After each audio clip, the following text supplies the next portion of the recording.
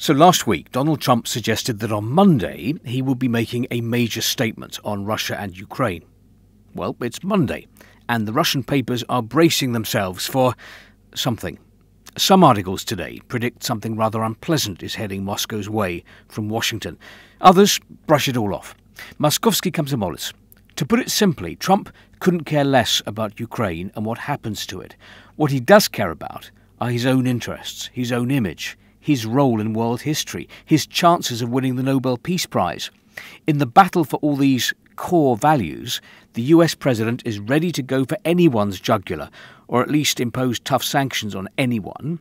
This explains why that anyone could be Russia. Russia and America are moving towards a new round of confrontation over Ukraine, and the Monday surprise, which Trump promised Moscow, will not be a pleasant one for our country. But let's not underestimate the level of creativity of the leaders of the world's two main nuclear powers. Let's wait for Monday. Same paper, but more dismissive of Donald Trump.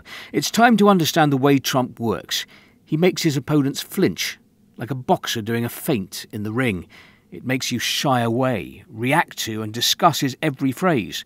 You shouldn't do this. He clearly has delusions of grandeur and a very big mouth. And in fact, if you take a closer look, you can see that the Kremlin's policy is best summed up by a line from an Ivan Krylov fable.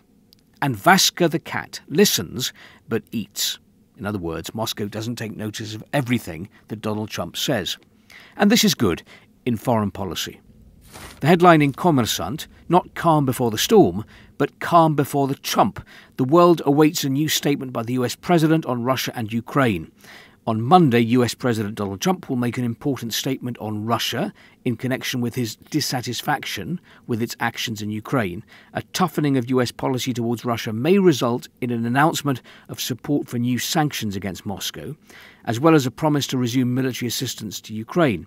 The key question is whether Trump will limit himself to a symbolic rebuke of Moscow and promises to support Kiev, or abandon the course of normalization of relations with Russia and diplomacy in Ukraine. Nezavisime Gazeta. Trump promises Moscow a surprise. Friends and foes of America anxiously await the announcement by the US leader. Mind you, some people think that in this case Trump is only bluffing and that there will be no surprise. Izvestia claims that recently the actions of Washington have become extremely chaotic. The US leader has spoken many times about possibly strengthening sanctions against Russia, but up till now he has taken no concrete steps to do so. Washington has explained the lack of new sanctions by its desire not to harm negotiations. A clear change in America's position is shown by the decision to increase military support for Kiev. Finally, two rather different takes on the new North Korean holiday resort. Foreign Minister Sergei Lavrov has just had talks there. The Russian government paper Rossiyskaya Gazeta is very excited, in a very official kind of way. Christopher Columbus opened up America, and Kim Jong-un has opened North Korea to foreigners. This is no exaggeration, no figure of speech. The North Korean leader has set in motion changes of an historical scale. The new tourist cluster, built from scratch. It's mainly young people working in the hotels. They smile, sincerely trying to help you. Sincere, eh? Well, here's the take of a Kommersant reporter who was on the trip. On the first floor of the hotel, a man and woman were playing billiards. The same couple were still playing billiards when the journalists returned to the hotel for lunch after the press conference. Same in the evening.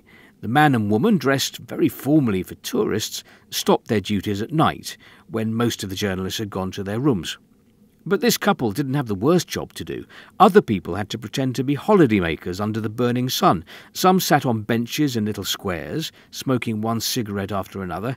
Others rode bicycles along the waterfront. And one person sat on the veranda of a bar with a beer. The level of beer in the glass never got any lower.